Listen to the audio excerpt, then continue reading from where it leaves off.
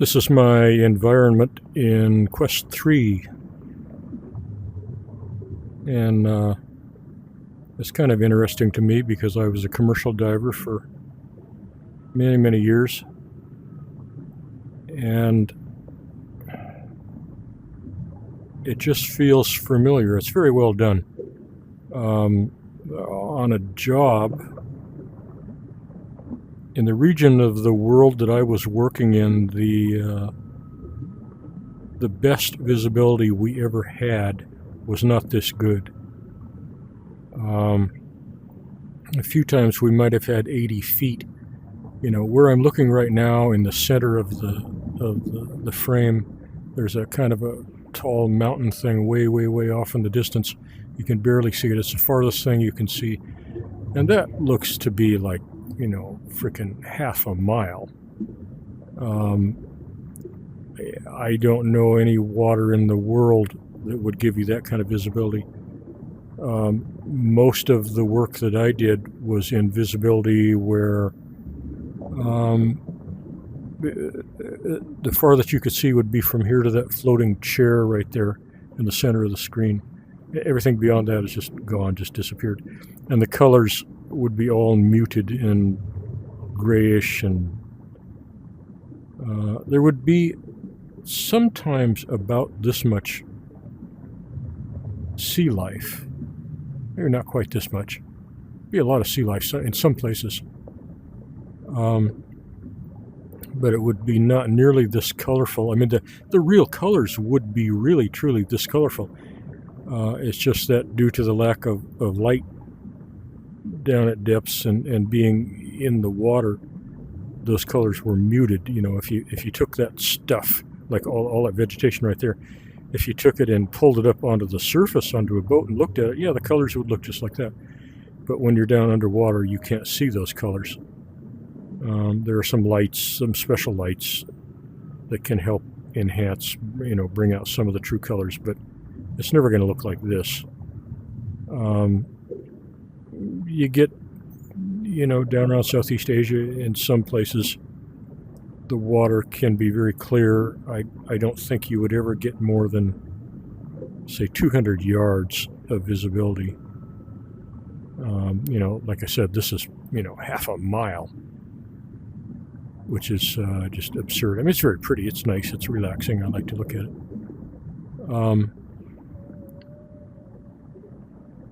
But it just feels very pleasant to me. And I guess that was their intent, you know, when creating this environment. But this can be one of your environments on probably the Quest 2, I don't know, but certainly on the Quest 3. This is available. It's just a free choice. And so what I'm going to do here, I'm just going to take 1 minute, and this thing is a little glitchy. I'm going to see where we can move to look around. Wherever you see that red X, we cannot go there. See the white circle, we can go there. I would like to see them take environments like this and keep working them up. You know, developers, are you listening to me? So that we could free float and swim around in this environment. Maybe interact with some sea life, because when you're diving for real, you certainly can interact with sea life all over the place. Sea life is far more intelligent than people realize. So I'm just going to take a little walk around here. Apparently we're walking, not swimming, and just look at some stuff.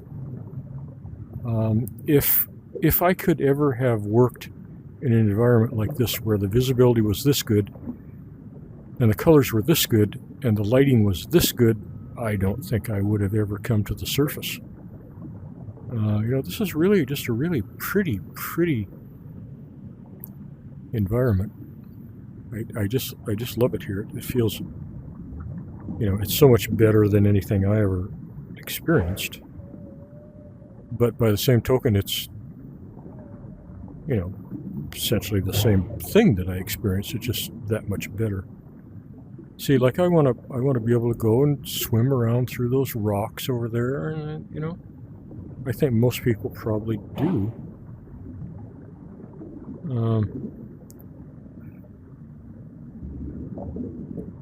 Okay, let's go look at some of the other places, and then we'll. Ah, come on! See, this thing is really glitchy, and the movement is just terrible. Okay, I'm gonna go straight across here. There's a dark little cave here. And I worked in lots of places that looked like this, but it didn't have brilliant glowing stuff in there, you know. Yeah, I think that's about as far as we can go into this cave, that's really too bad, because I would love to just go swimming around through those openings, and maybe someday these apps will get sophisticated enough to allow that. I mean, I'd pay money if this was an app. I don't care if there's a game or anything else. If this was just an app that I had full free movement, and I could swim around, and hopefully the fish would interact on a very basic level, because they do in real life. They really do. I would pay a lot of money. I'd pay $50 or $100 for something like that. I think a lot of people would pay for it. It doesn't have to be a game, you know. God, gee, man, this is terrible movement. Okay. I want to go upstairs. I want to see what's up there. Can't. I want to go up there where those tortoises are. Can't. Well, I can go over here, I guess. No, I can't. You gotta go over there. I don't know why they have a gigantic Mark V helmet sitting there. You know, that's a helmet for giants, but I guess it looks cool. I don't know what that little robot thing is supposed to be, but it's cool. I like it. Can't go that way. Can't go that way. Oh, man. I can go over there, I guess. Oh, it's really frustrating trying to get around here. Oh, nice fishy. It's good effects. It's good mechanics in here. I like it. Just makes me feel really at ease. When I was working underwater, if the job wasn't stressing me out, I was really at ease. I could sleep a lot of times. If I was waiting for something to happen, I could cat nap. You know, I never got a really good sleep, but I could cat nap, and I piped stereo into my helmet, so you could listen to any music you wanted.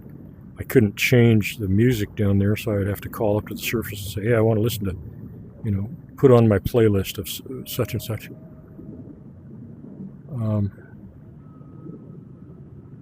Okay, I think that's about all the damage we can do to this. I think we've gone every place we can go. I don't think we can go up these stairs.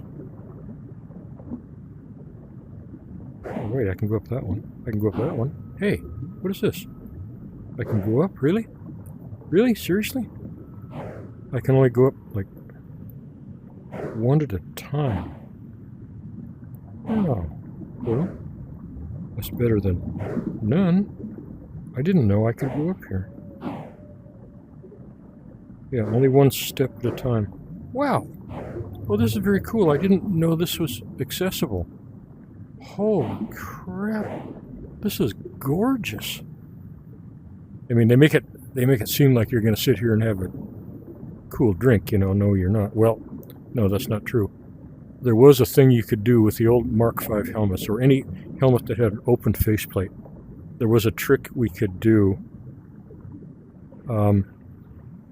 If you turned up the airflow a little bit and you leaned over so that your faceplate was horizontal.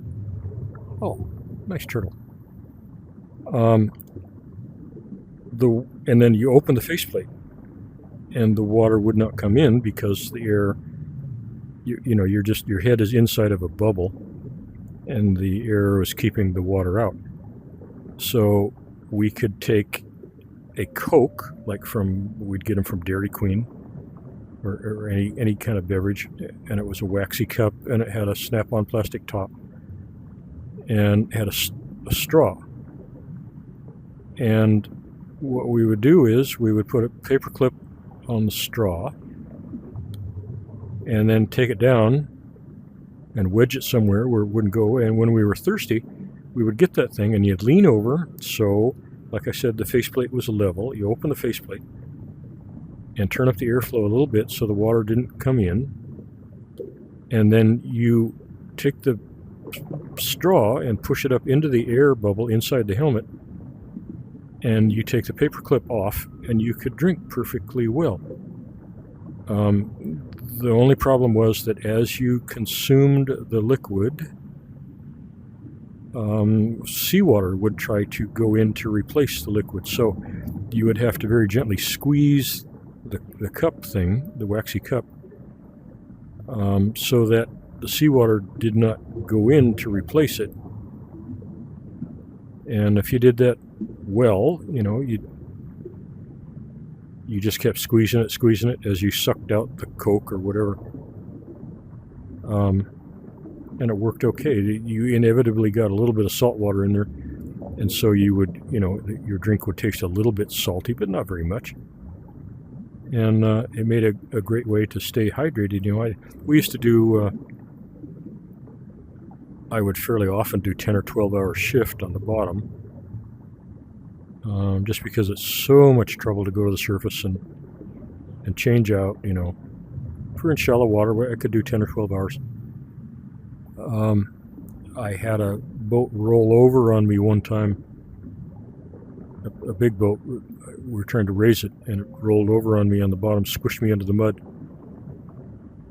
I can't remember how long I was stuck under there. It was like 12 hours, I think 12 and a half hours stuck under that thing. So, sometimes we put a lot of time on the bottom. Okay, well, any place else we can explore? I don't think so. I think we're done. We've gone. See, they got books down here underwater. Yeah, that's going to work really well. Can't go there. Can't go there. I think we've seen everything we can see. I just hope they just continue developing these, because they're probably cooler than they realize, See, ideally, I want to be able to just grab that railing and go up over the top and float down to the bottom over there,